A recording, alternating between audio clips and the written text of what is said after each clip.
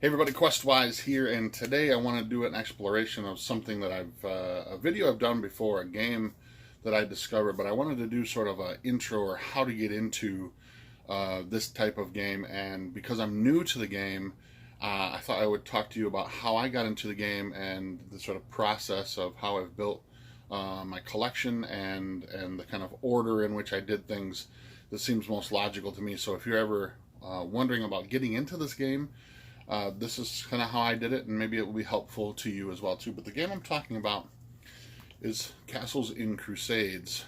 I'm very new to this game. I've known about it for a very long time, and if you watch my other video, and I'll put a link in the description down below of how um, I'd known about this game for quite a while, but it wasn't until I went to GaryCon that I became very, very excited about this game. But I missed my opportunity to jump into the game and have done so since then. And with the help of some of my subscribers, have completed or have built a hell of a collection now. But I'll talk to you about how to get into the game if you're interested, and what I've learned along the way as well too. So first of all, Player's Handbook. Kind of obvious, you're going to need this book to play the game. What's interesting about Castles and Crusades, though, is that within the Player's Handbook has everything that you'll need to play the game. It's sort of how to build characters, but it also has the full rules. It also has a small game master section in there, or what they call a castle keeper section. And everything you need is within this book, the Player's Handbook. But to run the game, you'll also need a copy of this Monsters and Treasure. What's interesting about Castles and Crusades is that everything you'll ever need to play the game are in these two books. Everything. So here you have all the rules, how you have all the character creation, and in this you have monsters as well as all the treasures, things like magic items, all that kind of stuff are in here. So if you ever just want to get into the game, just to start into the game, all you need are these two books. What's interesting though, this one's $30 retail, and this one is $30 as well too. So when you compare it to some of the other games on the market, you're talking about at least a $20 difference. $20 cheaper per book to get into this, and you only need the two of them, which I think is a very interesting sort of approach to role playing as a game company as a whole right now.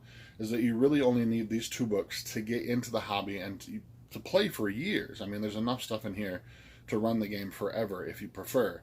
Now, if you want to expand the collection a little bit, you want to go further, the next book I would highly recommend, and I have a lot to say about this book, is the Castle Keeper's Guide. You do not need this to run the game. You don't need this at all. What this does is it expounds upon the rules. So if you've watched my previous video on my first look at Castles and Crusades, you'll know that this game is not rules light. It's sort of rules as you need them.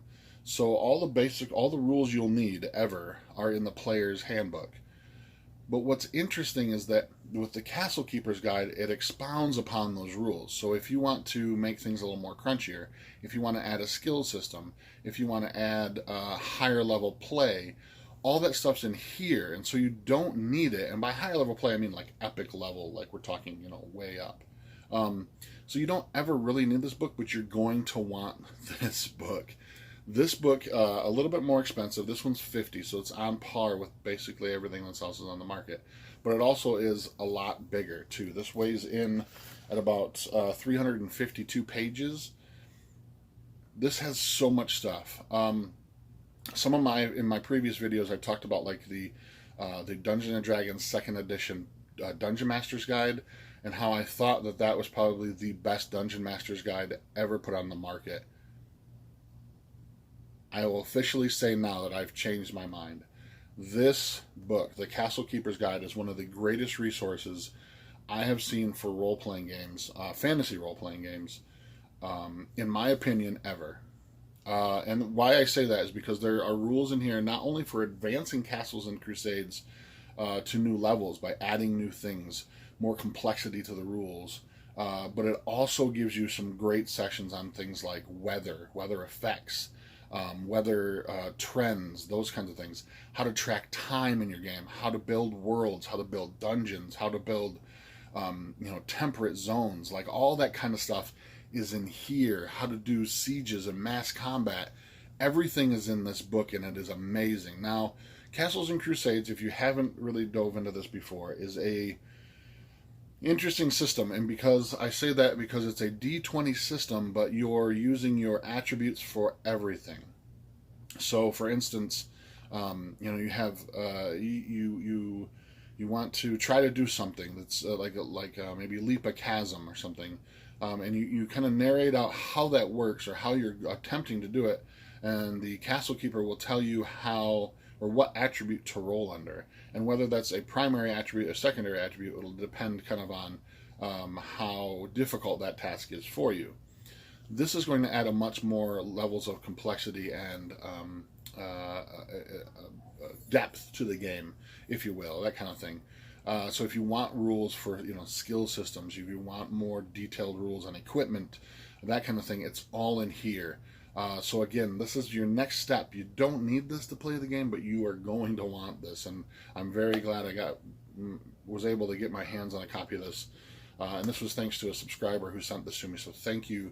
You know who you are. Thank you so much for that. This is, again, my favorite sort of like game master guide of all time.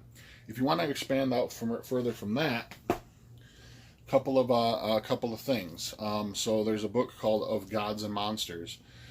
This is written by James Ward. If you've been in the role-playing world, the circuit, the genre for a while, you're going to know James Ward.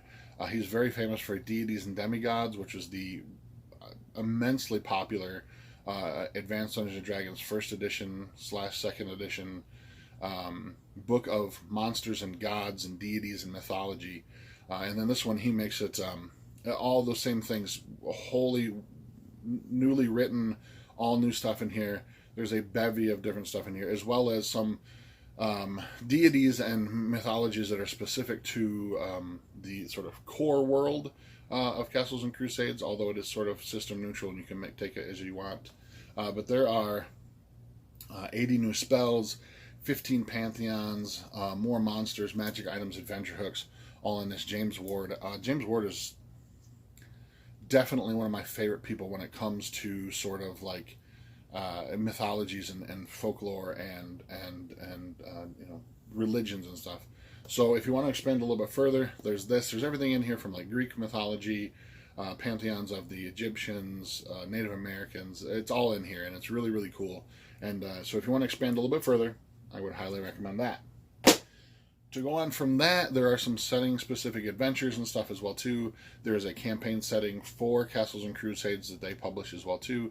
But like I said, it is sort of it's sort of like campaign neutral, so that you can sort of create the worlds that you want. And with the Castle Keeper's Guide, you can do that. It goes into immense detail on how to create worlds and stuff.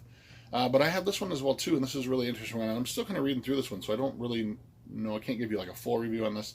This is called Bluffside, City on the Edge. It's sort of a... I guess this kind of reminds me of a campaign starter, like Mechanical Muse did for Ataltis, for their world. That's now in Kickstarter. But I would say this is all just a city setting. So it has everything in here from different NPCs and different businesses and equipment that you can buy and all sorts of stuff. But this is just a sort of chunk of a campaign setting pulled out. I would consider it something like a campaign starter that has everything you'd need to explore the city of Bluffside. But again, like I said, I'm still reading through this, so I can't tell you too much about this. But if you do want to expand, I would recommend Gods and Monsters first, and then going into some of these sort of adventure books and or like setting books as well too. Castles and Crusades, it's quickly becoming one of my favorite games. And I think I like it because of the flexibility that it has when it comes to D20 fantasy gaming. And I want to do more videos on this topic as well too. Talk about like character creation. I want to also talk about things like building campaigns. I want to do a video completely out of creating a campaign world out of the Castle Keeper's Guide and stuff as well too. So a little intro into sort of how I would approach getting into Castles and Crusades if you're new, and I am new as well. So I can't say that I'm an expert on the game, but that's kind of how I approached it, and so far I've been extremely happy with how I've approached it as well too. So until next time, I'm Questwise, and I'm out.